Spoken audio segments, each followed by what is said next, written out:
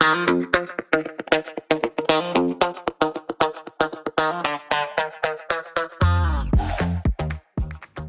thanks for joining me. If I had $1 for every time someone said to me, PSA does drones, I probably wouldn't need to work for PSA anymore. So we've, as you can see here, we've got all these drones. Danny's going to take us through what these are, what they're used for, talk about a couple of recent trips. Let's get right into it. Start out. How'd you get started how'd we get started in this? So the way we got started in this, we've been doing drone work now for a decade. It actually started as a small business grant, a SIBR, back 10 years ago. Mm-hmm. And then it grew from that one SIBR into a new SIBR, into new contracts, and just slowly kind of snowballing over the course of the decade. Yeah. So now with how drone technologies took off in the last couple of years, the industry's been changing.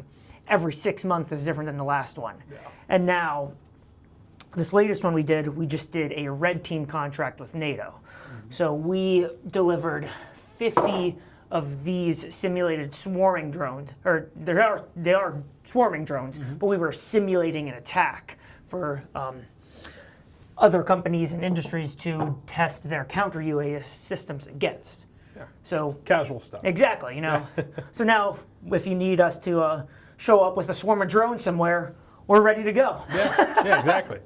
I always sort of tell the story as, we can do everything, right? We do a ton of machine shop stuff over there. We can put French toast sticks in a case and then pelletize it. And now we can do drone. I mean, it all fits together mm-hmm. so nicely too, mm-hmm. which is the wild thing. Like, you can't make just one drone's not useful. No. Lots of drones are useful. And if you're going to be able to make lots of drones, you need to manufacture your own parts. And if you're really going to get into mass manufacturing of anything, you need to know how to actually automate the production system,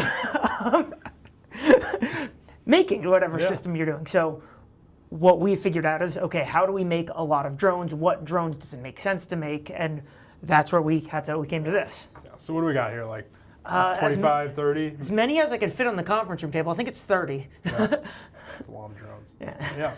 So take us into the trip a little bit more. You guys just got back from Romania. So we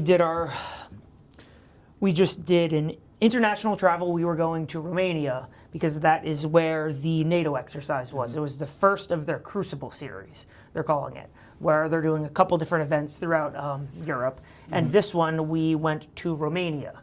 So we went to Constanta in Romania, Eastern Europe, right off of the Black Sea. And we set up there for 2 weeks, set up shop, and shipped all our stuff out there. Fought like hell to make sure it didn't get held up in customs. I went on a crazy adventure for some spare batteries because batteries are hard to ship overseas. That can be a different story, or we can go into it whenever. That's what we have the edit button for. Exactly. If we end up deciding there's a whole separate video about batteries, we could just cut it and do the whole separate thing. Yeah. Perfect. Yeah. But we've been digging through that, and now we went through that. We flew drones for them for 2 weeks, different tests, and they got to shoot us with their jammers and GPS jammers and C2 jammers and some actual live fire bullets trying to shoot us down. It's one thing we learned is it's really hard for them to actually shoot down a drone. We actually won every single time. Oh, nice. So good on us. Kind of scary if you need to protect yourself. But I think there's some videos on LinkedIn now of our pilot getting shot at. So his drone getting shot at. Sure. It's slightly different. Yeah, there is that video out there on LinkedIn. It looked like something out of Top Gun. I mean, it's like kind of cracked me up, but yeah, I mean, it's crazy work, right? Did you ever think that you'd be on the Black Sea flying drones? I can't say it surprises me anymore with all the crazy stuff going on, but like, it's kind of just part of it now. Like, I don't think I would have ever expected it, but I'm not surprised anymore. Yeah.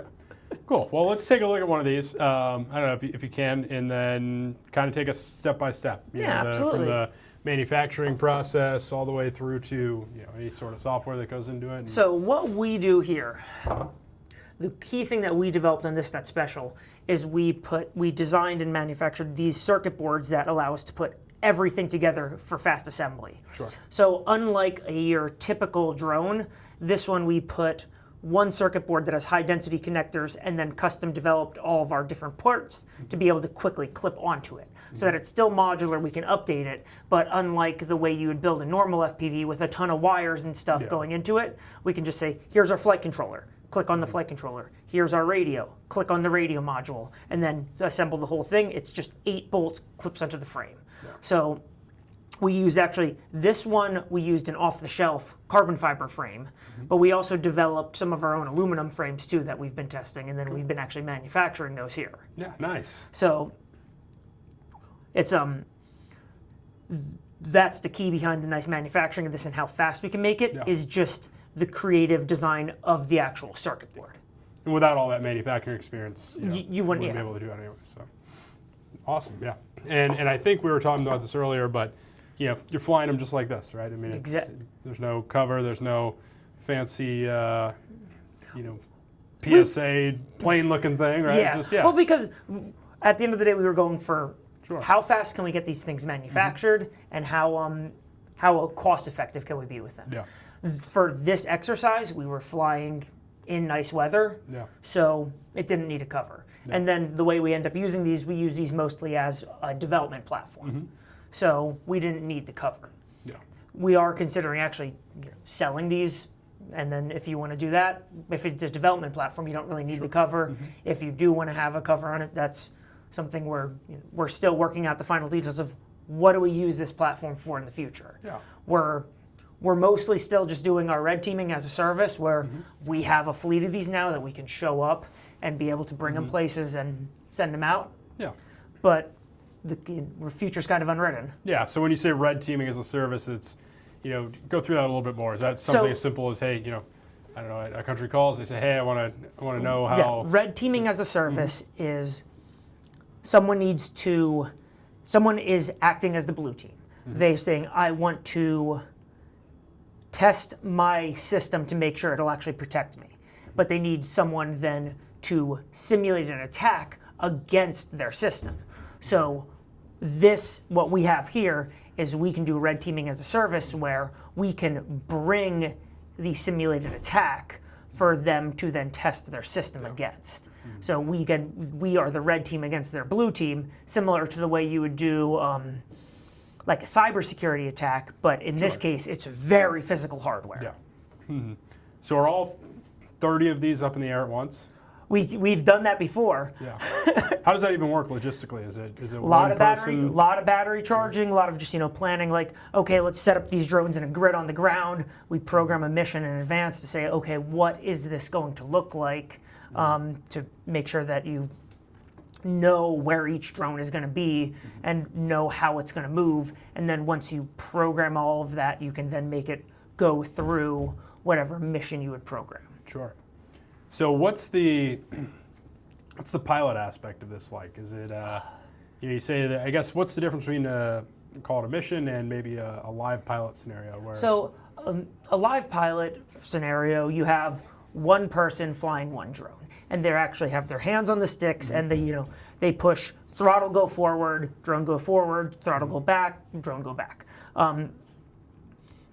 In this case, and when you're flying an autonomous drone, you're saying, take off. And then the drone says, okay, I know how to take off. I take off myself. And it flies into the air. Yeah. And then you say, go to this waypoint, click it on a map.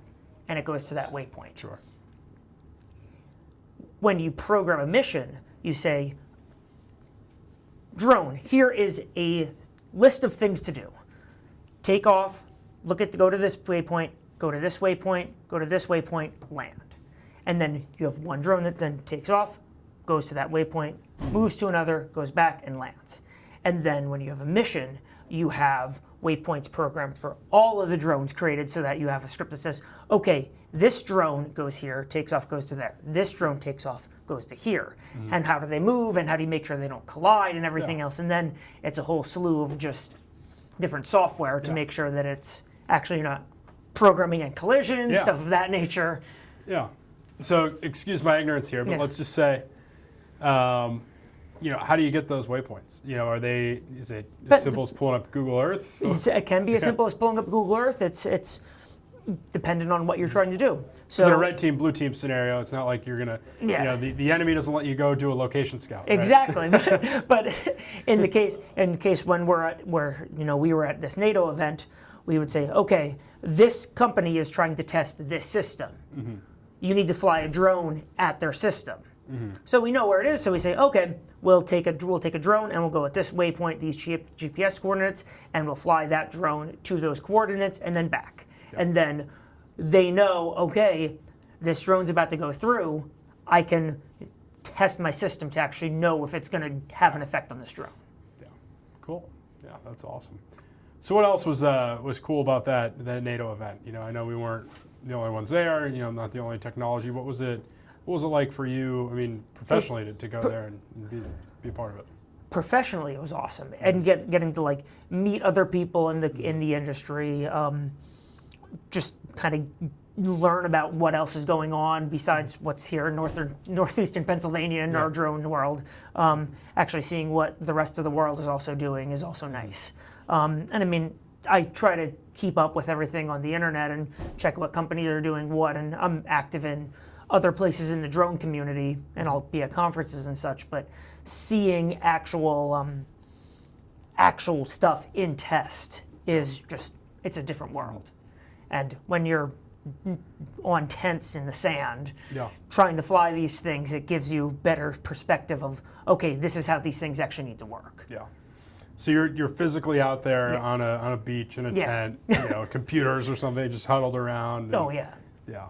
And are these cameras on the front of them? Yep, they're all. Oh, yep, each one has a little camera. Nice. So you were able to kind of see where it's going on a viewfinder. Yeah, we could bring up a video stream to see where the drone is going, see what the drone sees, and then the ground control station itself, we have points on the map so you can see where all the different points are for any drone that's flying. Awesome. So what was your favorite part about that trip? And we're going to do a full breakdown once Nick gets back here, but we got all sorts of fun stuff planned. But just I guess touch on maybe what your favorite part of going over there was, and what maybe even your favorite takeaway, right? Something you didn't expect to happen when you were. I don't know if it's my favorite part, but it's definitely the thing that affected me the most is understanding how much more work needs to be done. Sure. It's because when you're at your desk and you think you think, oh wow, there's I have this system and it's great, and I see all these other companies that are working on these systems, and they put their line card on the internet of what they're doing. You're like, yeah, everything's great, and then you actually go out and test it in the real world. And you're like, oh, seeing, okay, here's the holes and stuff that needs to be figured out, and learning that about our systems and other systems, and okay, this is what needs to be done in the counter UAS world to make these systems actually function for what they're needed. Those kind of learnings and those kind of takeaways, you only get that from being on the ground in location. Yeah, awesome.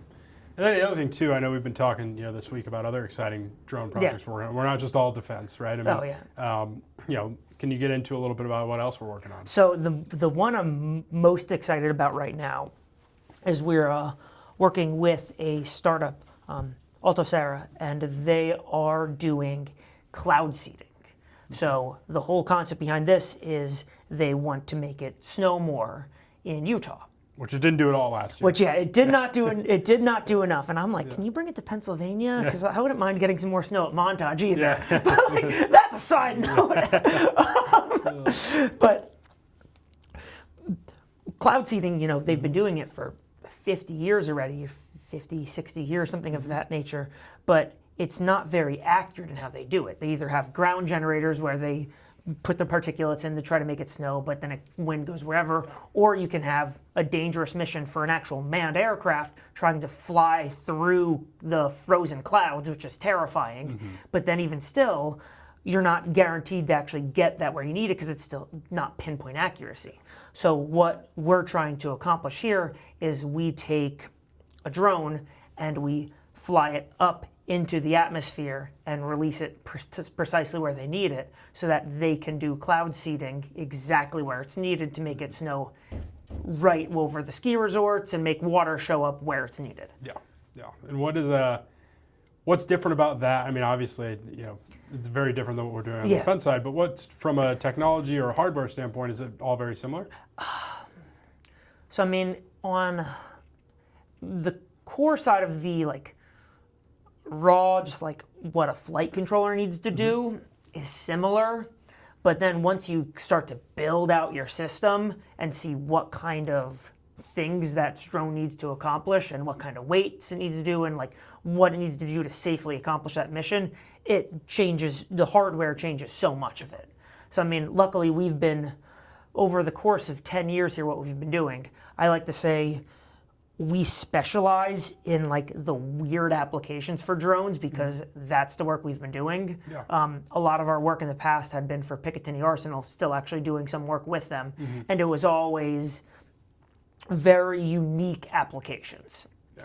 And it was always, can you make this drone do, without going into too much detail, like A, B, or C, and A, B, and C were these applications where like no one's put a drone in that before. Yeah. So us having that prior experience makes it so if it's, okay, this drone needs to survive flying through a super cool cloud where the fog is going to freeze on the propellers. How do you fix that? Okay, we can try to figure that out. Yeah. So we're working now to build a whole digital twin of it in simulation first to make sure that we can dot our I's and cross our T's in advance to make sure we're not crashing this thing once we try flying it. But from there, and then off to the races, start building, bit by bit, test it part by part, and then till we have the whole system and say, okay, let's fly it. Yeah, and I know that's one thing we mentioned on the other side where, you were flying primarily in great weather. I mean, this is the exact opposite. This right? is very much this is the exact opposite where you need to say, okay, there's a cloud. I'm going to go fly into that to try to make it rain more. Yeah. So, I mean, weatherproofing, encapsulation, there's a whole slew of different things you can do to make sure that these things are, weather tight. And it's stuff that we're no stranger to doing parts of it. Yeah. It's just, knowing the application of what you need to build. Yeah, awesome. Well, before we head out, what's one other thing, or did we cover everything that you want someone to know about the PSA drone program? I think the most interesting thing we do for the PSA drone program is, again, like, we do the creative stuff. We do the kind of like weird solutions for stuff where if it hasn't existed before and it's like, how do we make a drone do this? We kind of like, how do we make the hardware to be able to actually survive these kind of applications? That's what we specialize in. That's always kind of fun. Yeah. And then actually just building a lot of them. Because that's the other thing we know how to do is we know how to build weird stuff and we know how to build a lot of it. So. Awesome. Cool. Yeah. Well, thanks, Danny. I appreciate it. And, Absolutely. Look out for we've got a fun video planned. Nick's going to join us for that one. We'll talk all about the Romania trip. I'll have to go more into my absurd battery adventure. Yeah, exactly. I put the same mileage from here to Las Vegas on a rental car in a couple In days. the middle of Europe. Nice. Oh, gosh. More to come on that. Yeah, more to come. Thanks, Danny. Appreciate it. Absolutely. Thanks.